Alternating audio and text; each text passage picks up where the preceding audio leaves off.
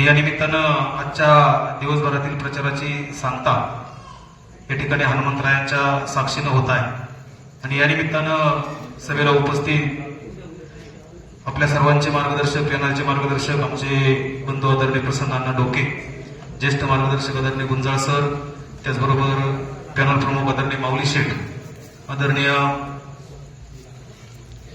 आमचे रवी चेअरमन, त्याचबरोबर विजयानंद कुऱ्हाडे सर, ज्यांचं मार्गदर्शन आपल्याला नेहमीच योग्य वेळी योग्य ठिकाणी लाभत असतं, ते आज आवर्जून या ठिकाणी उपस्थित झालेले आहेत. त्यांचंही या निमित्तानं स्वागत करतो. सर्व उमेदवार, सर्व संस्थांचे प्रतिनिधी, त्यामध्ये आमचे दिनेश सरपंच असतील, आमचे अध्यक्ष असतील संजय शेठ, सर्वच पदाधिकारी या ठिकाणी. सर्वप्रथम आपल्या सर्वांच्या वतीने स्वर्गीय ग्रामनेते आदरणीय भगवान बाबांच्या स्मृतींना या ठिकाणी विनम्र अभिवादन करतो. डेअरीची निवडणूक लागली आणि कुठलीही निवडणूक लागली की बरोबर प्रचाराच्या मध्यंतरामध्ये किंवा मध्य भागामध्ये कोळवडीची सभा असते रविवार.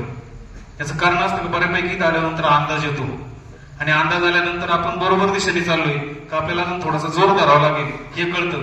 परंतु आपण सगळी मंडळी पाहिल्यानंतर निश्चित एक विश्वास आलाय की या ठिकाणी या उमेदवारांचं, या पॅनलचं काम आणि या पॅनलचं प्रचार अत्यंत योग्य दिशेने चाललेला आहे. आणि तुम्ही सगळी मंडळी या पॅनलच्या पाठीमागे उभे आहेत आणि याची साक्ष देण्यासाठी खऱ्या अर्थाने आज आपण तुम्ही या ठिकाणी आलेले आहात. या ठिकाणी आपल्या सर्वांना ज्ञात आहे, बिनविरोध करण्याचा प्रयत्न झाला, अनेक गोष्टी त्या ठिकाणी घडल्या. त्या घडत असताना 3 गावं आहेत, अनेक विभाग आहेत, अनेक जथ्थे आहेत आणि त्या माध्यमातून प्रत्येकाला उमेदवारी द्यायची, सर्वसमावेशक विचार करायचा. आणि हा विचार करत असताना थोडंसं कमी जास्त होतं आणि खऱ्या अर्थाने अनेक वेळा अनेक निवडणुकीमध्ये ज्यावेळेस पॅनल प्रमुख असतात, आदरणीय अण्णा असतील, आदरणीय गुंजाळ सर असतील, माऊली शेठ असतील, रवी चेअरमन असतील, सगळीच ज्येष्ठ मंडळी एक प्रामाणिकपणे त्या ठिकाणी प्रयत्न करत असतात की गावची जी परंपरा आहे त्या पद्धतीने संस्था बिनविरोध झाल्या पाहिजेत. आणि शेवटपर्यंत या इलेक्शनला प्रयत्न झाला, परंतु दुर्दैवाने त्या प्रयत्नाला यश आलं नाही. काही कारण याचं असं आहे, काही मंडळींना ही निवडणूक बिनविरोध होऊनच द्यायची नव्हती. परंतु भागवाईज ज्यावेळेस उमेदवारी द्यायची असते त्यावेळेस अनेक संस्था आहेत आणि बऱ्याच वेळेस प्रक्रियेमध्ये बिनविरोध करताना हीच मंडळी असतात. त्यांना माहित असतं की कधीतरी कुठल्या तरी संस्थेमध्ये आपण या भागाला प्रतिनिधी अधिकच दिलेलं आहे, यावेळेस थोडस आपण त्या ठिकाणी दुसऱ्या भागाला प्रतिनिधी देऊ आणि अशा वेळेस थोडस कमी अधिक होतं. पण ते कमी अधिक होत असताना जर मला भेटलं तर मी तुमचा आणि मला नाही भेटलं तर मी चाललो, अशी भूमिका घेणारी मंडळी अनेक वेळा त्या ठिकाणी वेगळी भूमिका घेतात. बरीचशी मंडळी या ठिकाणी माऊली शेठच्या पॅनलमध्ये आम्हाला घ्या अशा पद्धतीने फार माघारी 3 वाजता झाली आणि रात्री 3 वाजेपर्यंत सुद्धा ती मंडळी त्या ठिकाणी आशा करून होती की कुठंतरी माऊली शेठच्या पॅनलमध्ये आपल्याला घेतलं जाईल. आणि मग उमेदवारी नाही भेटल्यानंतर लगेच पलीकडचं पॅनल, लगेच त्या ठिकाणी विचार प्रवाह बदलायचा, लगेच त्या ठिकाणी टीका चालू करायची आणि अशा पद्धतीने एक वेगळ्या वातावरणामध्ये ही निवडणूक घेऊन जाण्याचा प्रयत्न त्या ठिकाणी झाला. अनेक मंडळी नाराज झाली. पण नाराज होत असताना आपण एक लक्षात ठेवलं पाहिजे की गावामध्ये अनेक संस्था आहेत आणि योग्य वेळी योग्य त्या ठिकाणी ही मंडळी आपल्याला संधी देत असतात आणि याचे साक्षीदार आम्ही सगळी मंडळी आहोत. किंवा माझ्यासारख्या माणसाला ज्ञानेश्वर देवस्थान ट्रस्ट अत्यंत कमी वयामध्ये त्या ठिकाणी काम करण्याची संधी या मंडळीने दिली. आणि म्हणून आता नाराज व्हायचं असतं तर मागच्या इलेक्शनला या ठिकाणी आम्ही आलो होतो. आल्यानंतर त्या ठिकाणी तुम्ही सगळ्या मंडळींनी भरपूर आशीर्वाद दिला आणि दिल्यानंतर 8 वर्ष या मंडळींनी त्या ठिकाणी एक चांगल्या पद्धतीने काम केलं आणि त्या कामाच्या जोरावर त्या ठिकाणी आज पुन्हा तुमच्याकडे आशीर्वाद मागण्यासाठी आलेले.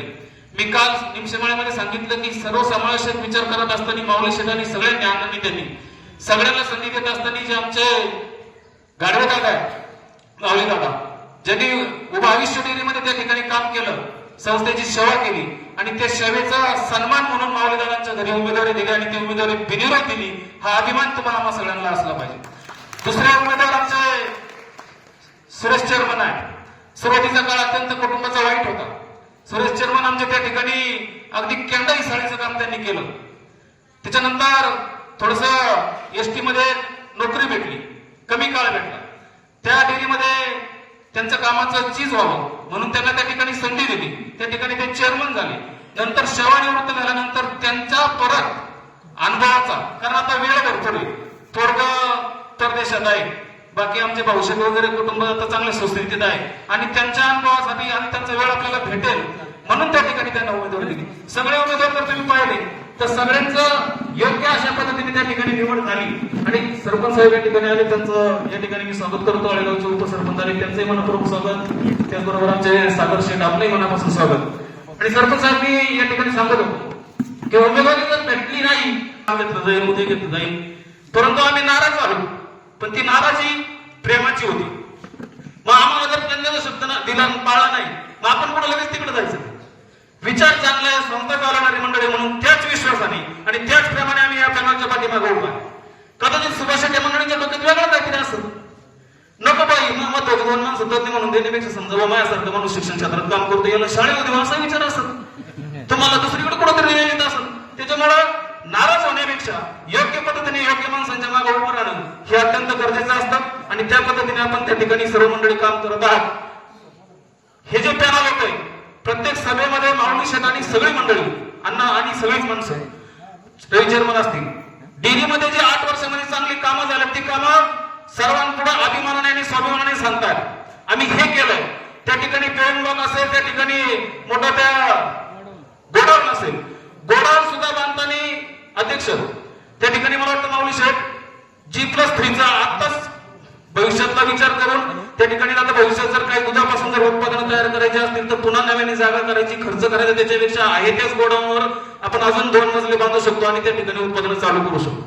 मग असा व्यापक आणि भविष्याचा विचार करून ही मंडळी त्या ठिकाणी काम करत असतात आणि हे काम करत असताना स्वाभिमानाने केलेलं काम तुमच्या समोर घेऊन आलेले आहे. कोणावर टीका करण्यासाठी ही मंडळी या ठिकाणी आलेली नाही. समोरचे लोक टीका चालू झालेले आहेत, वैयक्तिक टीका, कारण सांगायला काय नाही, मग फक्त आहे त्या माणसांवर टीका करायची. नाहीतर टीका जर नाही केलं तर आपला टीका लागणार नाही त्यांना पूर्ण खात्री. परंतु टीका करत असताना आपण त्या भानगडीत पडणार नाही, कारण वेळ दिवस थोडे राहिलेले. त्याच्यामुळं 16 तारखेपर्यंत माझ्या सर्व सभासदांना मी विनंती करतो की आता 2-3 दिवस राहिलेले आहेत, सर्वांनी आपली कामं बाजूला ठेवा.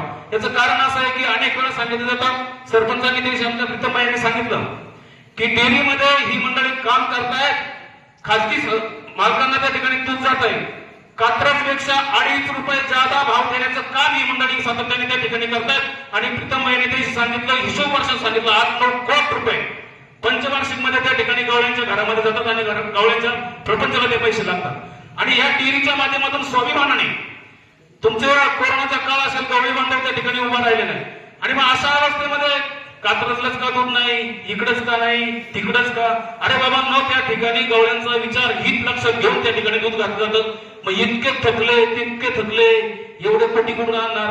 त्या ठिकाणी अण्णांनी रात्री सांगितले की जे काही पैसे आहेत त्याला वार्षिक सर्वसाधारण सभेमध्ये आमच्यासारखी मंडळी पॅनल बरोबर जरी असलं तरी त्या पॅनलला योग्य ठिकाणी काम करत असताना वार्षिक सर्वसाधारण सभेमध्ये हिशोब विचारण्याचं काम आणि योग्य दिशा देण्याचं काम रवी चेअरमन आणि आम्ही सगळी मंडळी करत असतो. विलास साहेबांनी सातत्याने 5-10 वर्ष त्या ठिकाणी डेअरीचा अभ्यास करून आहे. आणि मग अशा अवस्थेमध्ये जरी आपलं पॅनल असलं तरी हे पॅनल योग्य दिशेने जावं म्हणून सगळी मंडळी आपण सातत्याने त्या ठिकाणी काम करत असतो. आणि मग ते पैसे अण्णांनी ते सांगितलं की माऊली शेठने स्वतः त्या ठिकाणी सर्वसाधारण सभेमध्ये उठून सांगायचं की या पैशाला मी जबाबदार. आणि माऊली शेठ नामी काफी. जर एखाद्याला फोन केला तर फोन करताना फक्त जर माऊली शेठ म्हणलं ना, हा माऊली कुराडे बोलतोय, पुढचं लगेच सांगतो शेठ उद्या पैसे आणणार, एवढा दमदार त्या ठिकाणी आहे. आणि म्हणून खऱ्या अर्थाने गवळ्यांचा एकही पगार कधीही त्या ठिकाणी चुकलेला नाही. आणि अशा अवस्थेमध्ये पुढे भविष्यामध्ये काल अण्णांनी सांगितलं त्या ठिकाणी गवळ्यांचे कष्ट कमी करा, त्या ठिकाणी कुट्टीचा वर्ग विषय आहे तो डेअरीच्या माध्यमातून चालू करा, अनेक उपक्रम त्या निमित्तानं त्या ठिकाणी आपल्याला चालू करायचे तो विषयाचं विजन या पॅनलकडे आहे. आणि म्हणून वैयक्तिक आपल्यासाठी एक पॅनल उभं राहिलं नाही, ती 3 गावची जी अर्थवाहिनी आहे ती 3 गावची संस्था स्वाभिमानाने जर उभी राहिली तर माझा गौरव बांधव त्या ठिकाणी स्वाभिमानाने जगू शकेल. ही भूमिका घेऊन मंडळी आपल्या समोर आलेली आहे. अडचणी अनेक त्या ठिकाणी आणल्या जातात, विरोधच्या प्रक्रियेत आणल्या जातात, आता प्रचारामध्ये अडचणी आणल्या जातात, पण नेते मंडळी खंबीर आहे. त्याच्यामुळे अडचणीला तारून सुलापून निघालेली हा नेतृत्व आहे आणि म्हणून आपला त्यांच्यावर विश्वास आहे. बंटी शेट्टी एका ठिकाणी सांगितलेलं आहे, मुसीबतों में शराफतों की शराफत कम ना होती और चाहे सोने के तुकडे कर दो 1000 सोने की किंमत कम ना होती. किती टीका करा, माणसांवर विश्वास असलेले नेतृत्वावर विश्वास आपल्या सर्वांचा आहे आणि या विश्वासाला आपण पात्र राहून 16 तारखेला कुकरच्या चिन्हावर शिक्का मारून फार पवित्र काम 16 तारखेला सकाळी देवदर्शन करायचं, हनुमंतरायाचं दर्शन करायचं, त्या ठिकाणी जायचं आणि रुबाबात कुकर भक्कम आहे, चांगलं दणकून आणायचं. काही कुकरला होत नाही, भक्कम कुकर आहे. त्याच्यामुळं आपल्याला आपल्या त्या विश्वासाने चांगल्या पद्धतीने त्या ठिकाणी शिक्का मारा आणि गावड्यांच्या स्वाभिमानासाठी, संस्थेच्या आर्थिक हितासाठी, तुम्हा आम्हा सर्वांच्या शेतकऱ्यांच्या प्रपंचाला चांगल्या पद्धतीने ती संस्था हातभार लावते, ती संस्था टिकली पाहिजे या विचाराने आपण कुकर या चिन्हावर सर्वांनी मतदान करावं अशा प्रकारचं आवाहन या निमित्तानं करतो. आणि एक विनंती मात्र या निमित्तानं करतो, उमेदवार जास्त आहेत. शेवटचा उमेदवार मला वाटतं उल्हास शेठचा नंबर शेवटी. मग तुम्हाला थोडासा प्रश्न पडला असेल 27, 24 हे तर 12 दिवसाच्या परत एका हे तर ते सगळ्या पॅनल तिकडची माणसं इकडची माणसं असा नंबर आहे, त्याच्यामुळे